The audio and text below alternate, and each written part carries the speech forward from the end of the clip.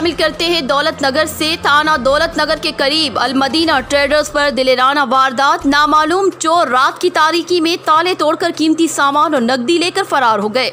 Police थाना दौलत नगर को दी गई दरख्वास्त के मुताबिक मौजा भोता के रिहायशी राजा जफर इकबाल 30 मई को सुबह मामूल के मुताबिक दुकान पर आए तो ताले टूटे हुए और शटर खुला हुआ था। दुकान से सिगरेट के कार्टन, मोबाइल कार्ड और दीगर सामान के साथ नकदी भी गायब थी। सीसीटीवी फुटेज में चोरी की दिलेराना वारदात में चोरों की इत्मीनान बख्श कार्रवाई देखने से इंतजामिया की कारकर्दगी पर बहुत बड़ा सवालिया निशान है। क्या पुलिस अवाम की जानो माल की हिफाजत करने में नाकाम हो गई है या चोरों और डकैतों पर पुलिस का खौफ खत्म हो गया है? अहलियाना इलाका ने SHO थाना दौलत नगर से मुतालबा किया है कि इस चोरी की वारदात की तफ्तीश जदीद साइंटिफिक अंदाज में की जाए। Report Mohammad Tauseef, fast news, Daulat नगर।